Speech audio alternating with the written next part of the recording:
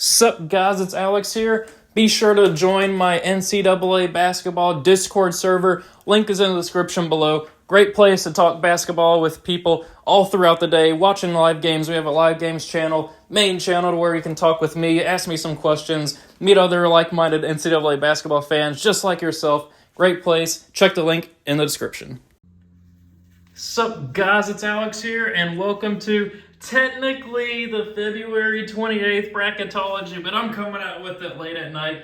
By the time most of you guys are watching this video, it's going to be in March. So welcome to the first Bracketology of March of 2023. We are only days away from the start of conference tournaments, and I mean really, the start of conference tournaments happened last night with the first round of the Atlantic Sun. Local team of mine, Bellarmine, had a few friends graduate from there. They secured a victory in that first round of the Atlantic Sun. And moving forward, this will be the last week of the regular season for most teams. Last week to make a true impression, get some quality wins. Looking at you, North Carolina, with a matchup against Duke on the agenda this week. But for a lot of teams, the conference tournaments coming up will be the harbinger, however you pronounce it, of things to come in regards to tournament bids. Last chance this week to make some impressions. I'll be coming out with the conference tournament predictions most likely on Sunday. I think Saturday's the last day for conference games. So I think Sunday is probably when most of the tournament prediction videos are going to be coming out. So make sure you're subscribed and like for those types of videos there. But man, I am so freaking excited. We are finally in March, getting things moving. Top overall seed remains Alabama. It does look like Brandon Miller, his involvement with all that, with the situation, I'll put it that way. It looks like that won't affect his standing on the team he'll be playing. And I mean, he dropped 41 against South Carolina, so I mean, he is a dog when it comes to the basketball court and maybe some other things. But last team in is Arizona State. They had that absolutely insane, not only for this reason, but the insane buzzer beater from beyond half court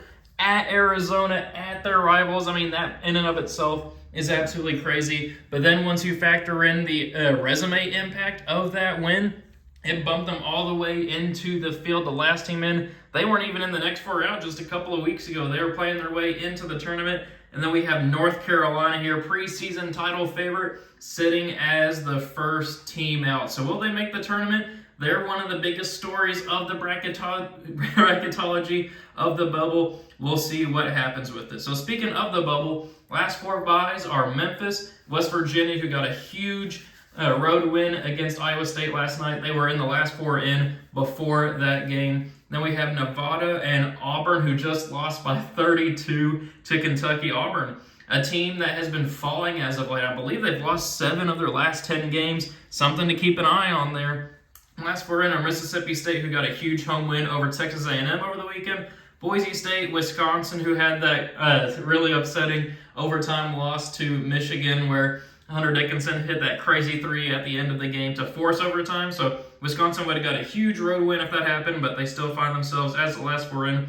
They don't necessarily look like a tournament team, but the metrics love them, or not the metrics, no, love them. Their record against like quad one teams and all that is what has been keeping them in the tournament. And then Arizona State, as I mentioned, first four out are North Carolina, Oklahoma State, who have been falling as of late. I think they even made it up to like a 7 or 8 seed at one point, but they have just had an awful second half of February. Then we have Clemson and Michigan, and the next four out are Utah State, Charleston, Penn State, and Texas Tech. So now taking a look here at the movement in the bracket. In the Louisville Regional, the South Regional, we have San Diego State up to a 5, Indiana up to a 4. I haven't even mentioned it to this point. Indiana sweeping Purdue this season. Purdue losing 4 out of their last 6, or I think 4 out of their last 7, something like that. A team, while they remain a 1 seed, is something to keep an eye out for maybe not as deep a run as people were thinking. Indiana up to the 4. Kentucky up to a 6, going from being out of the tournament after their loss to Georgia, after their loss to South Carolina, to now being in the top 25, a 6 seed. What a turnaround for the Cats. Then we have Arizona State new to the field, USC up to a 10. Over in the Midwest Regional, we have Texas A&M down to an 8, Illinois down to a 9, TCU up to a 5. Bradley new to the field there as the 12 as the automatic qualifier, I believe, for the MVC.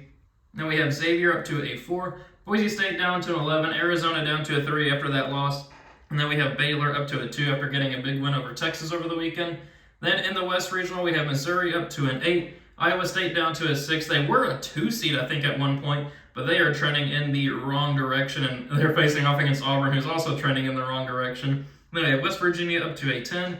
Then in the East Regional, we have Pittsburgh up to a 9. Iona, they're fighting Rick Pitino's up to a 12. Then we have Creighton down to a 6, Nevada down to an 11, and then Furman new to the field. So as you guys know, every time that there's a new bracketology that comes out, which these will be coming out a lot more frequently here as we progress closer to Selection Sunday, I go on vertex42.com and fill out this Excel template for Joe Lunardi's recent bracketology, and then I'll make my predictions and stuff based off of how the bracketology looks and how the bracket shakes out. Before we get into my picks, do this every video, but if you guys are new to the channel, I like to stop right here, see who's actually watching the videos all the way through and not just skipping to the end to see who ends up winning the championship. So if you're watching at this point in the video, so that way I know that you are a true viewer, hoping that that viewer watch time retention, comment pasta below. Had some pasta for lunch today, feeling good. Had some Italian pasta. I mean, there's not really much pasta other than like mac and cheese and stuff like that. But comment pasta below if you want to get crazy. Comment your favorite type of pasta. But anyway, I've been talking for a long time. Let's get into these predictions for the bracketology.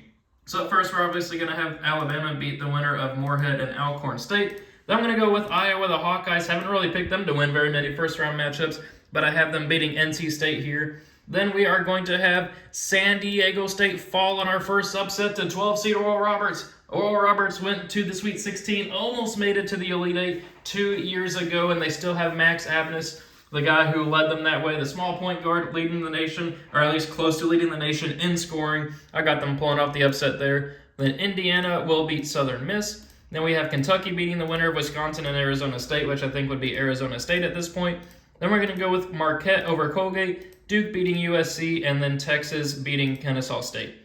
Then for a spot in the Sweet 16, we are going to go with Alabama here, moving on past Iowa, along with Indiana moving on past Oral Roberts. Then this matchup here, I am a Kentucky fan, full disclosure. I am going to pick Kentucky to move on past Marquette. But if you guys have been watching my channel, you guys know how much I love Marquette this year. If you've been watching since the beginning, like I've had them making runs in the tournament, but I just think that matchup there against a hot Kentucky team, I think that Kentucky's just playing too well. I'd love to have Marquette move on, maybe to the Elite Eight, and I might end the actual NCAA tournament, but Kentucky just on the roll. They've been on lately with the talent they have, with the reigning player of the year in Oscar Tshiebwe. I got them moving on there, where they will face 7-seed Duke, who I got pulling off the upset over 2-seed Texas. Texas can be a hit-or-miss team with their defense. That's been a lot of high-scoring games for the Longhorns, and I got Duke winning that. I think their talent will win out there.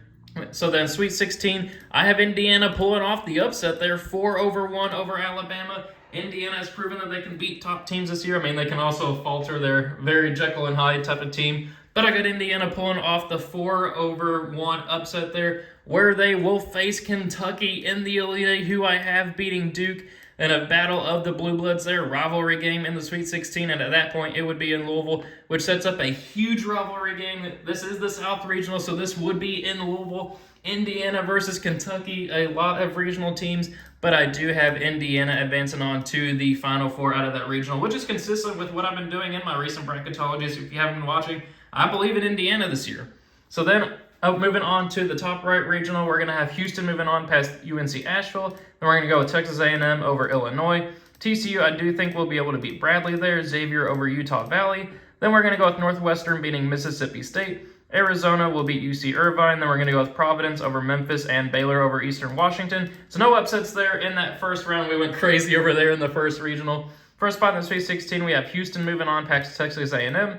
Then we're going to go with Xavier, who is getting healthier. We got them advancing on the Sweet 16 here. Arizona as a 3-seed will beat Northwestern, and then we have Baylor moving on past Providence. Then for a spot in the Elite Eight, we are going to go with Houston moving on past Xavier. I think Houston will win that one pretty handily. Then we are going to go with Baylor also moving on past Arizona. And then for a spot in the Final Four, I'm going with the Houston Cougars. They haven't lost in the month of February, I believe. Been playing very well as of late.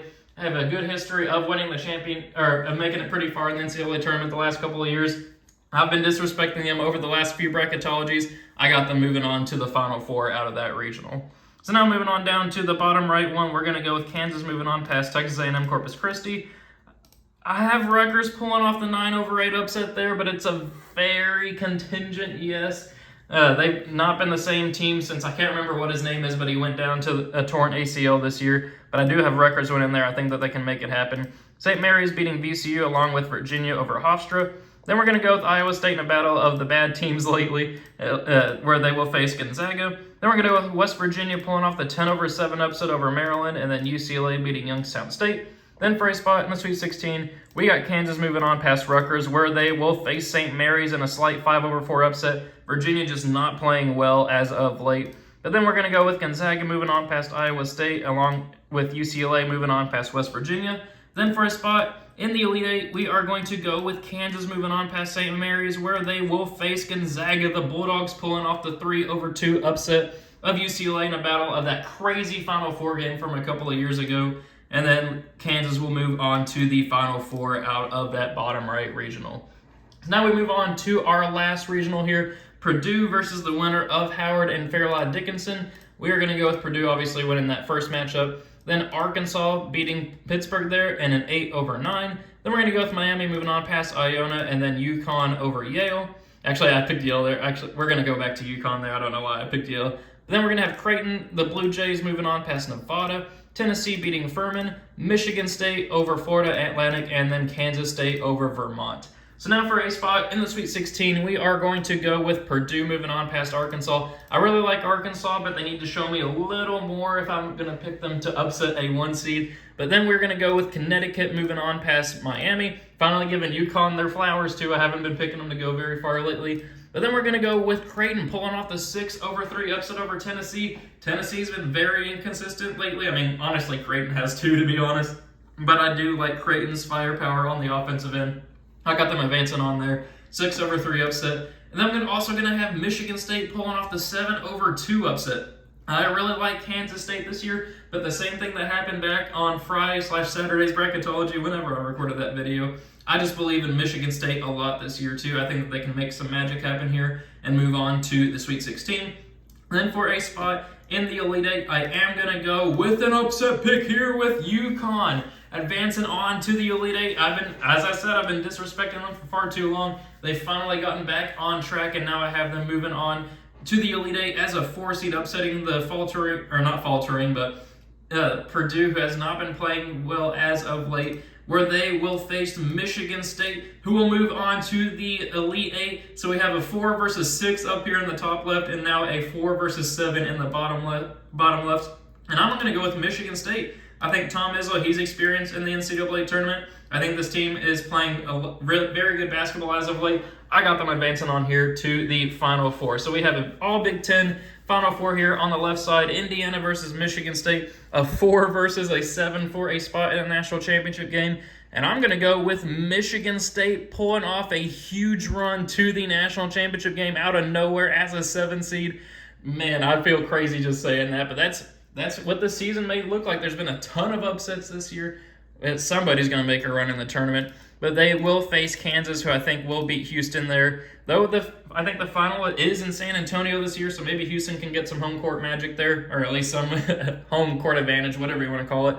But then for a spot in the national championship, I do have Kansas moving on and beating Michigan State to go back-to-back this year. They've just had too many quad 1 wins and are playing very good basketball as of late. I got Kansas winning it all. So thank you guys for watching. Hope you enjoyed it. Had some crazy madness happening in the left side of this bracket. Honestly, the right side was pretty tame, but the left side we had craziness. Thank you guys for watching. Hope you enjoyed it. Be sure to join that Discord server and be sure to leave a like and comment down below. Thank you guys for watching. Hope you enjoyed it, and I will see you all later.